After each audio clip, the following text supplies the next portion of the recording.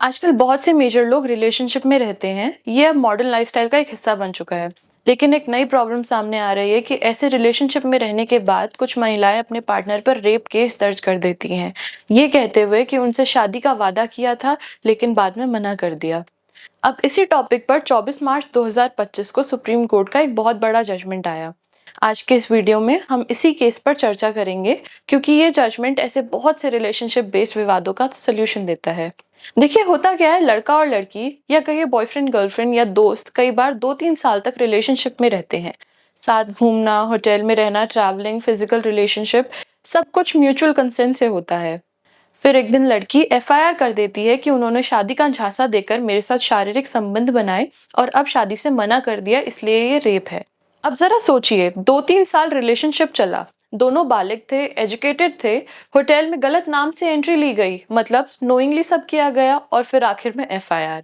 अब ऐसे केस में लड़के की बहुत मुश्किलें शुरू हो जाती हैं। अरेस्ट हो सकता है, कैरेक्टर पर सवाल उठते हैं और लीगल लड़ाई शुरू हो जाती है। अब इस पर्टिकुलर केस की बात करें, Jyoti Raghavan versus state of Tamil Nadu.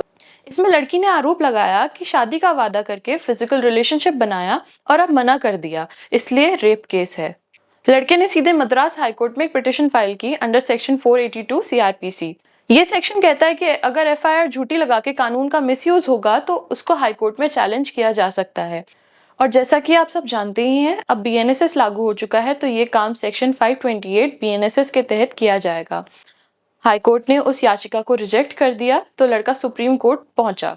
अब सुप्रीम कोर्ट ने पूरा केस डिटेल में देखा, लड़की के स्टेटमेंट, एफआईआर, होटल रिकॉर्ड्स और पास्ट बिहेवियर। कोर्ट ने देखा कि लड़की मेजर थी, एजुकेटेड थी और अपनी मर्जी से रिलेशनशिप में थी। सेम अक्यूज्ड के साथ मल्टीपल बार रिलेशनशिप बनाए, होटल में गलत नाम से एंट्री की, मतलब उसे पूरी अंडरस्टैंडिंग थी। कोर्ट ने साफ कहा, जब दोनों लोग अडल्ट हों, समझदार हों और फिजिकल रिलेशनशिप म्यूचुअल कंसेंट से हुआ हो और शादी का कोई सॉलिड एविडेंस नहीं है, तो इसे रेप नहीं माना जा सकता। इसीलिए सुप्रीम कोर्ट ने एफआईआर को क्वॉश कर दी और अपील अलाउ कर दी। ऐसे ही एक same case Prithvi Ranjan versus state represented by inspector of police में सुप्रीम कोर्ट ने सेम अप्रोच अपनाया। अब एक बात सोचिए, बहुत से कपल रिलेशनशिप में रहते हैं ये सोचकर कि 3 साल बाद शादी कर लेंगे, लेकिन कभी मिसअंडरस्टैंडिंग हो जाती है या शादी नहीं हो पाती और फिर मामला पहुंचता है थाने या कोर्ट में। अब ऐसे केसेस में एक सजेशन ये भी आया कि अगर आप लॉन्ग टर्म रिलेशनशिप में जा रहे हैं और दोनों पार्टी इस बात पर अग्री कर रही हैं कि फ्यूचर में शादी करेंगी, तो क्यों ना आप एक MOU, memorandum of understanding, sign कर लें। इसमें लिखा हो कि हाँ, दोनों समझदारी के साथ रिलेशनशिप में आ रहे हैं, फ्यूचर में शादी की प्लानिंग है और अभी कुछ पर्सनल या प्रैक्टिकल रीजन की वजह से शादी में डिले हो रहा है। डॉक्यूमेंटेशन इन रिलेशनशिप, क्या ये जरूरी है? अब आप सोचेंगे कि यार, रिलेशनशिप में एमओयू कैसा, प्यार में लीगल डॉक्यूमेंट्स क्यों? लेकिन दोस्तों, शादी भी एक डॉक्यूमेंट से ही होती है। मैरिज सर्टिफिकेट के बिना कोई शादी लीगल नहीं मानी जाती।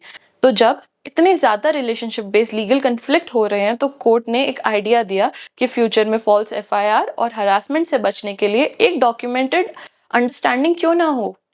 नया टाइम है, नई प्रॉब्लम है, तो नया सोल्यूशन भी तो होना चाहिए।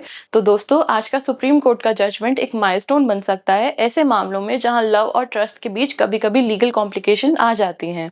इसीलिए जरूरी है कि हर व्यक्ति, चाहे वो लड़का हो या लड़की, अपनी लीगल राइट्स और रिस्पॉन्सिबिलिटी समझें और इमोशनल डिसीजन लेने से पहले थोड़ा लीगल एस्पेक्ट भी समझें।